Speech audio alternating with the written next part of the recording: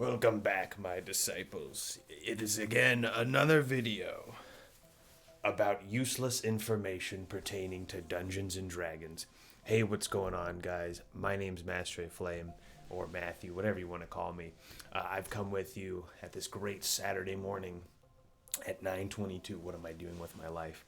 But I've got your top 5 player tips for D&D or any tabletop game. I mean, if you just follow these rules, I guarantee you will be invited back to the next session and the next campaign as a player.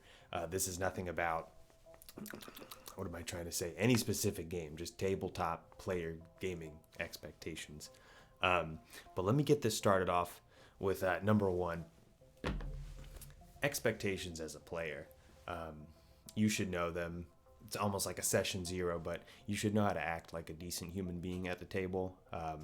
You should know how to just be polite to everybody, but set the expectations to where all the players in the game, of course you're talking with your DM, but you guys know what kind of game you're going to play. Is it going to be a high fantasy game where, you're flying around on spaceships, or is it going to be a kind of swords and sorceries game where, magic is kind of distrusted and arcane is dangerous? Have that expectation, because as a player you don't want to put a lot of work into a character and then show up to a game that's about political intrigue and I don't know, not combat, and you have a barbarian that's ready to just rage on the spot. Just make sure to have that expectation in mind when you're getting the game going, when you're trying to get a game going with your friends too. That would probably lead into number 2 though, which would be, once you guys have the expectations, then it would be getting into developing that character. Again, any tabletop game, for any character backstory, it doesn't need to be 3 paragraphs. It just needs to be like 2 sentences, bro, or a good paragraph. It doesn't need to be big. Really, as a player, what you should do is create your character, right? But outside of that, create, and I'm just working off Dungeons and Dragons 5th edition, bonds, flaws, ideals, but you can take those bonds, flaws, ideals, the bonds specifically, build off that. Oh, my character has a family and I've got to support them. That's a good bond to play off of. That gives something to the DM to work with. Or my bond is I'm entrusted to this chapel and I must protect it with my life, or XYZ. Somebody that can get you something, or they can help you out. But it's a good, create a good bond. That way you're, just an idea. That way your DM can work off it and kind of give you something that, benefits you. It's really something cool. Like I said before my last video, as a player, you give something to the DM, and then they give it back to you. They're validating you as a player. So give them a bond, they'll work off that. Bada bing, bada boom. But it don't need to be too big. Your backstory for any player, just a couple sentences or a good paragraph. And have fun with it. Make a bunch of characters. Number 3, I'm gonna probably say, I don't even know how to read my own handwriting. But number 3, I would say, is to role play or not to role play. To be descriptive, to not be descriptive. It's up to you whether you want to role play in first person. I'll have at you, undead warrior. I'm gonna take my hammer of justice and destroy you. Smite. Or do you just want to say, yeah, I'm gonna move my paladin up and hit the zombie. Or yeah, my paladin would like to know who that gentleman is at the tavern. He's gonna talk to him. Third person or first person, it's up to you. Whatever you're comfortable with, really. I don't push any of my players to role play unless they don't want to. We're running a Curse of Strahd. We're still running a Curse of Strahd campaign, but we had a dinner scene. I'm gonna throw out. There's this great YouTuber, Lunch Break Heroes. He has an awesome video about how you should. A good idea to run the dinner scene. And I really took to it with, we had a full-on dinner, and it was a good experience for, me as a DM, I'm getting to be a bad guy, but I'm getting to talk to all of, the heroes, and they're just getting to throw a little bit of, information about themselves and whatever they're comfortable with, whether they wanted to role play in first person or talk in third. It was really fun, and we had a great time.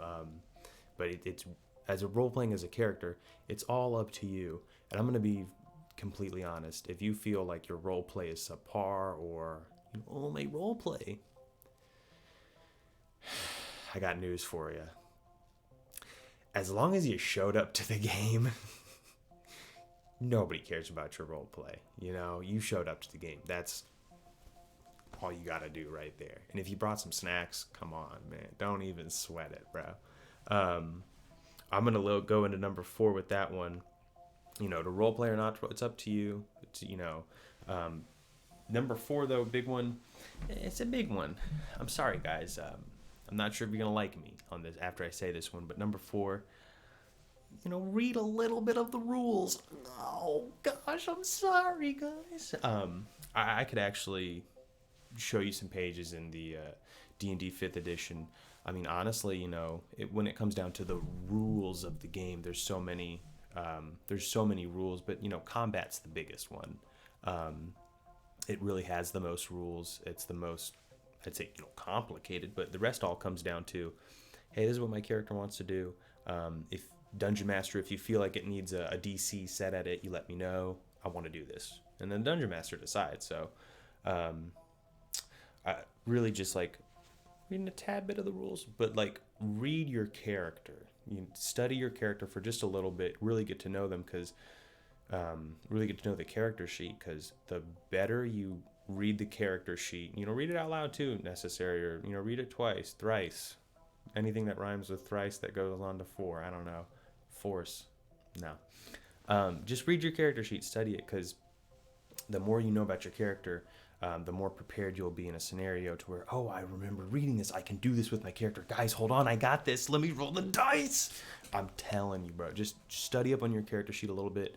And if you're unfamiliar with some rules too, just skim the rules, or just digest them a little bit at a time. I'm not telling you read the whole book. I'm not telling you even to read the whole Dungeon Master guide. You think I know how to read? Come on, man. What you talking about?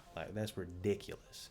I have read a lot of it, but I just suggest skimming through stuff that, not you feel comfortable with, but something you're not familiar with, but also you're not gonna know the rules and learn them unless you play the game.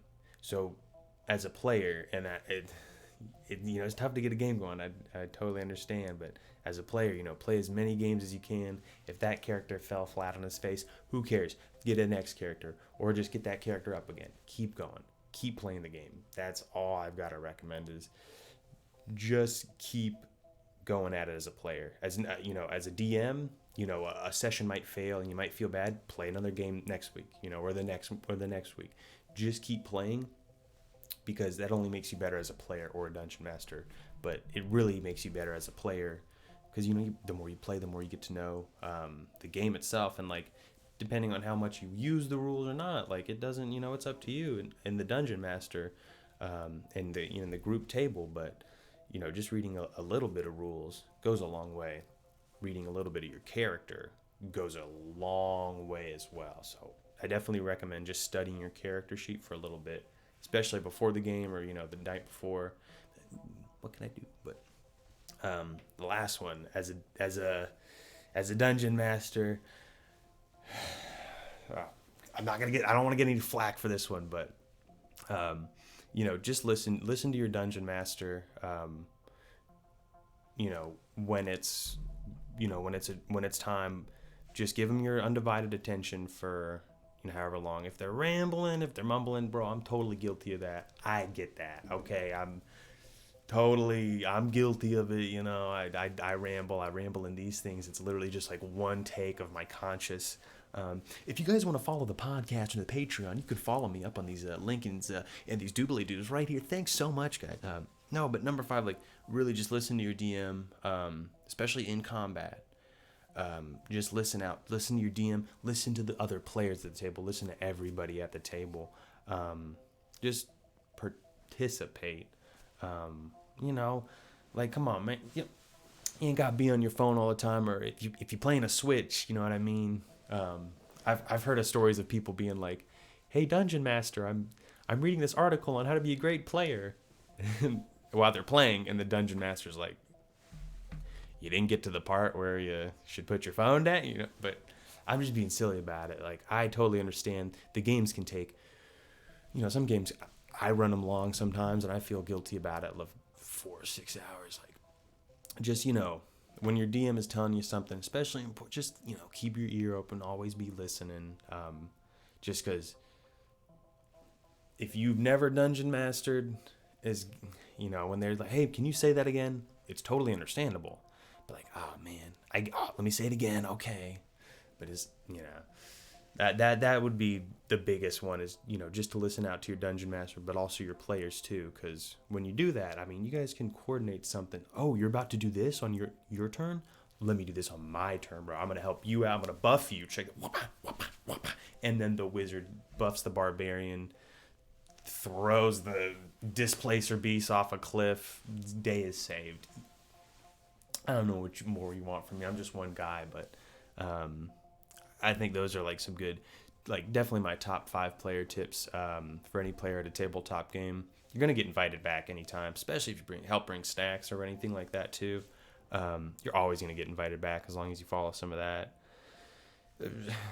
Cause you're gonna be a prepared, knowledgeable, educated player. Like, that's it. If you're a new player to a tabletop game, get the hell out right now. No, dude, I'm just kidding. Like I said before in the other one, just keep showing up. Don't worry about the rules are so intimidating. There's so many of them. Who cares, bro? Do you think I knew what I was doing when I started DMing? Nah, I said just roll the dice, dude. Just show me what you got. Come on, bro. That's it. All I gotta recommend, just keep playing the game, whether you're dungeon master or a player. I say it all the time. I'll stop jiggling my desk too, but I'll say it all the time. This hobby is a great way to get people together, whether you're doing it on the web, on the line, or we get the crew over here at a solid, if we can, every once a week. So it's a great excuse to get your friends over and get them talking, bro. Get hanging out, decompress. Maybe had a long week. I just gotta roll some orc heads. Okay. Come on, man. Sometimes we gotta do some political intrigue. Just, it's a great way to blow off some steam. What can I say? I could talk about D&D forever, but I'm not, because you guys already left. Make sure to follow me though. You guys are awesome. Thank you for watching the video. Thanks for making this far. We're gonna get this started with Lambos for everybody, know the deal. But follow me out on I got a TikTok. I got a Twitch. I sometimes stream. You guys got me on the YouTubes. You guys are awesome though, and thank you so much. I'm gonna do a little bit of. You guys have a great rest of your day, man. Enjoy your day, man. Go get some coffee, man. Come on.